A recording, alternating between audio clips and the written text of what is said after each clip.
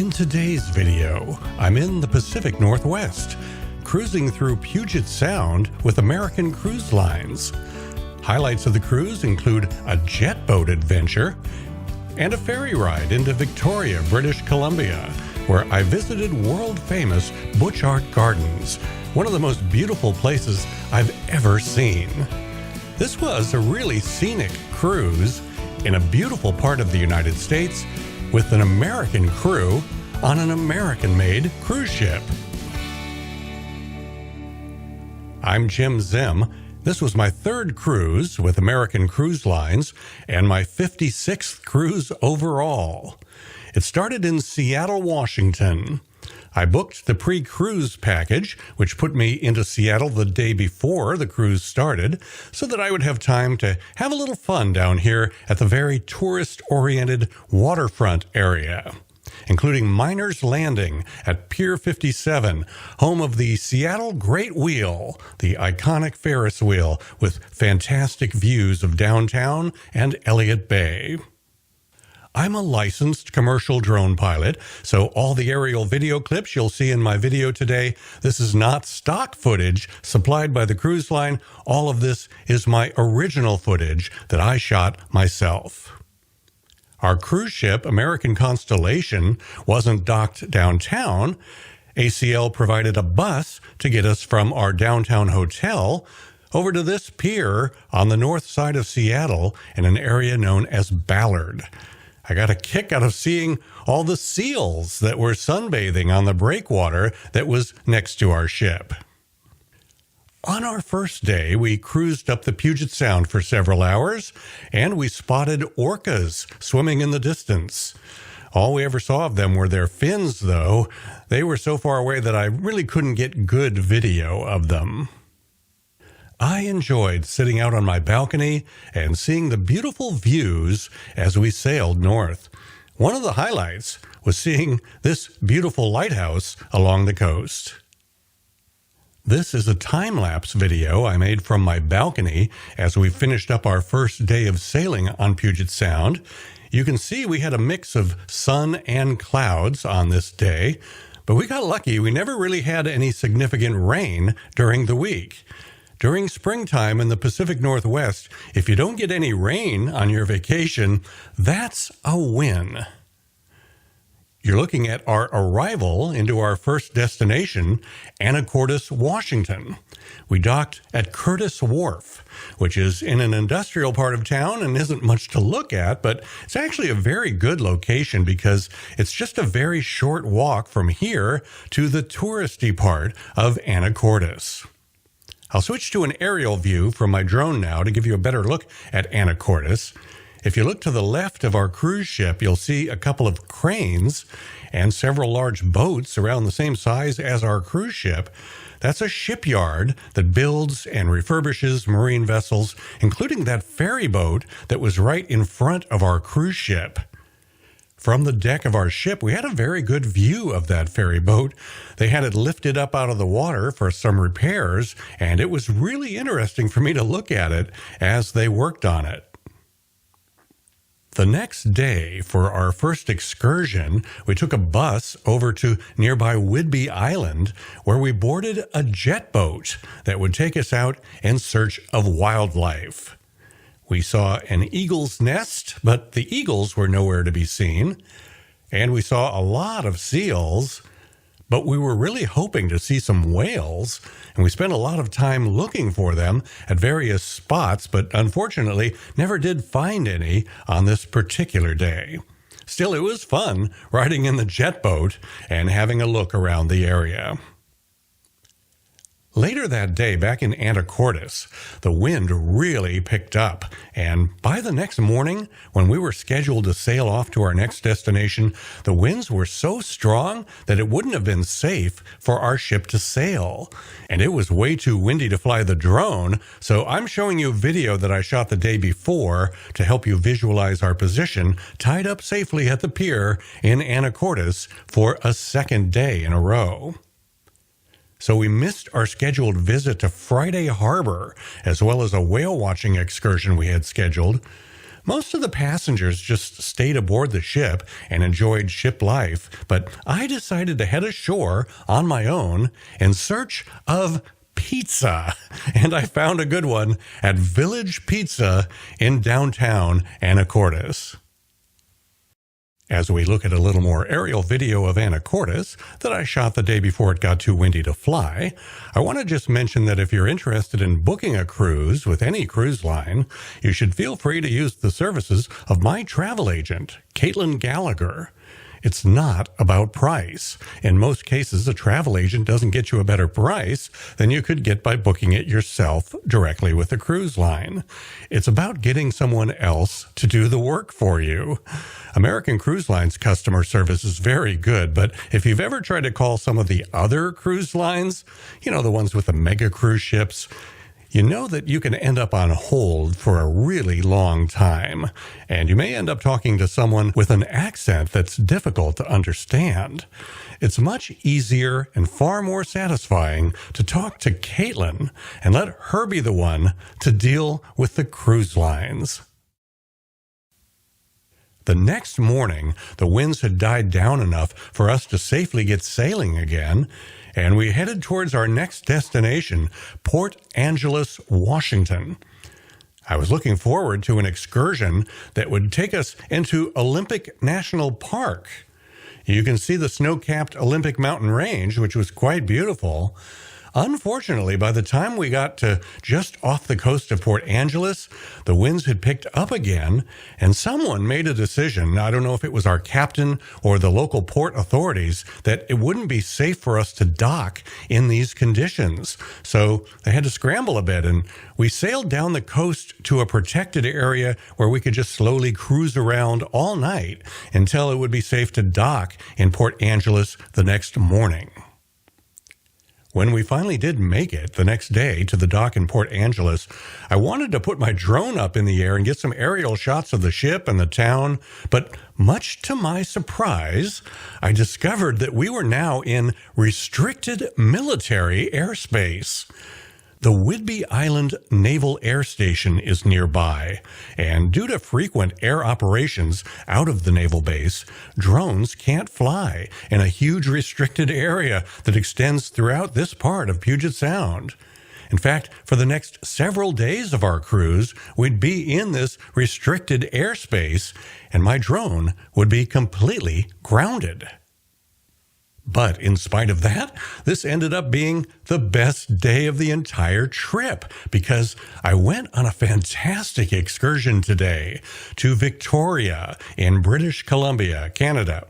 To get to Victoria would require a ferry ride. On this ferry, the MV Coho, across the Strait of Juan de Fuca, which separates Canada and the United States here in the Pacific Northwest. It was fun to walk all around the ferry and explore it during the ride over. This was actually my very first ferry ride. As much as I like cruise ships, you'd think I'd have been on a ferry long before now, but the opportunity just never came up until today. So I had a lot of fun exploring the ferry since it was an all-new experience for me.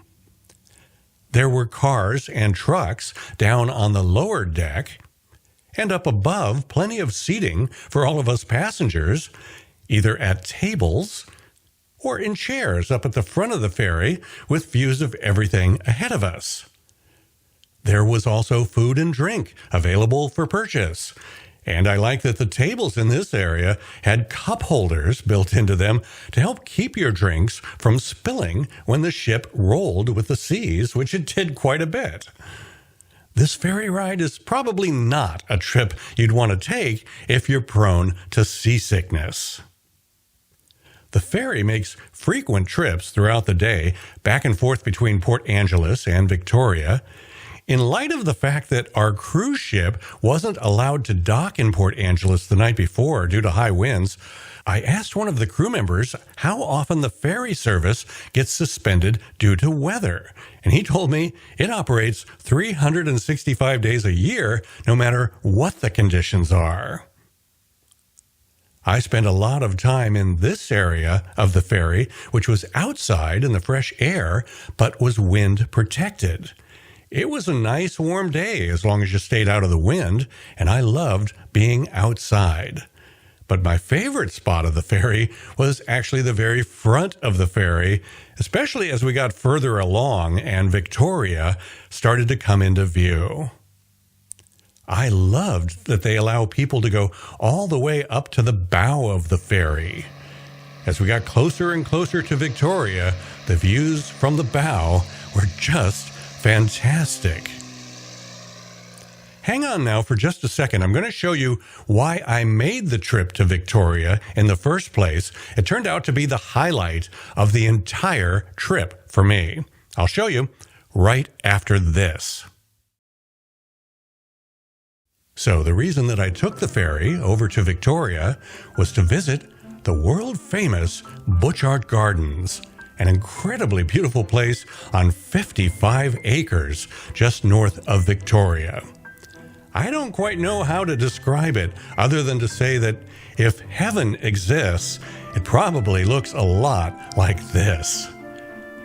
Butchart Gardens is so large that they have to have a staff of 50 full-time gardeners just to keep everything looking good. It's been designated as a National Historic Site of Canada, and over 1 million visitors come to see Butchart Gardens every year. There is a lot to it. I spent a couple of hours just walking around and taking it all in, and there's so much that I want to share with you. It's just too much for this video, so I'll do another video just about Butchart Gardens, and that will show up here on my YouTube channel about a week after this one that you're watching now. The next day, our ship was docked in Port Townsend, Washington, a town with a very interesting history. Back in the 1800s, Port Townsend was really in its heyday. It was a very desirable place for shipping because of the very gentle way that the land slopes down into the water. That made it very easy for boats to just run up into the soft, sandy beach, bow first, no dock required. But eventually, of course, they did build a dock known as the Union Wharf, which is where our ship was tied up. The first version of Union Wharf was built in 1867, and it remained in constant use for over 100 years until 1981, when a heavy truck crashed through the aging structure. The wharf was out of commission for quite a few years after that, but eventually the old wharf was demolished, and this all-new wharf was built here at the same location in 1996. The waterfront area of Port Townsend is perfect for cruise ship tourists. There are all sorts of interesting shops and restaurants along this main street near the pier. I enjoyed a burger, fries, and a shake at this 50s-style diner, and I spent quite a bit of time just walking around the town of Port Townsend, enjoying the Victorian architecture of the homes, and visiting a farmer's market that they were having on this particular day. They have a lot of beautiful azaleas and rhododendrons in Port Townsend. In fact, the rhododendron is the official state flower of Washington. And the day we visited, Port Townsend was having an event called Rhody Fest. Something I really liked about Port Townsend was that they had put up a lot of plaques all around town that explained the history of the town and the significance of certain things around the town. For example, this bell tower here was the town's fire alarm back in the day. If this bell rang, the members of the volunteer fire department knew to report for duty. The plaques all around town made it great for visitors like me to walk around without a guide and learn all about the history of this very interesting place. During our visit to Port Townsend, the cruise line offered a little side excursion. So I got on a tour bus and headed down to another historic spot nearby, Port Gamble.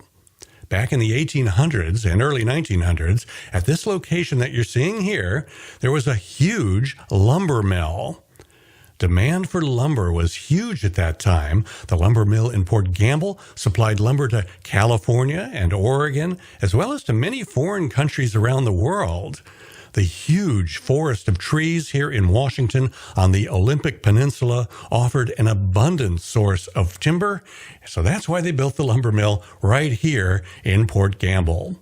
Of course, it's long gone now, since the Olympic Peninsula is now a national park and the trees can't be cut down. But there's a really interesting museum here in Port Gamble that takes you back to those days. The museum had some nice displays that recreated things from the 1800s, such as this hotel. I also really liked this recreation of a captain's quarters of an old sailing ship from that era.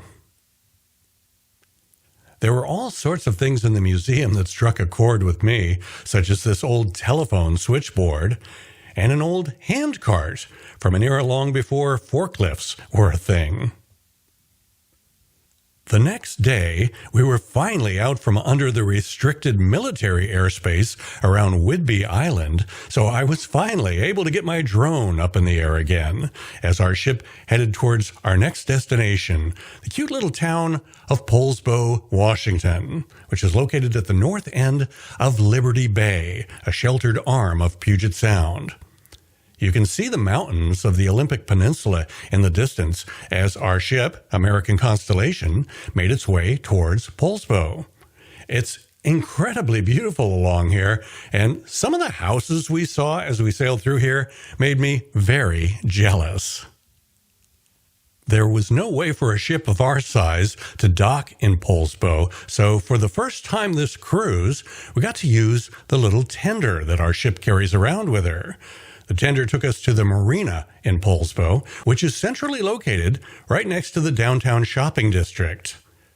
You'll notice a very Scandinavian look to the town. Poulsbo was settled back in the 1880s by immigrants from Norway and other Scandinavian countries who liked it here because the climate is a lot like what they were used to back home.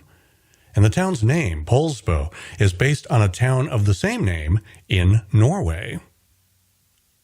They just happened to be having a special event the day we visited. They called the event Viking Fest, a salute to the town's Norwegian heritage.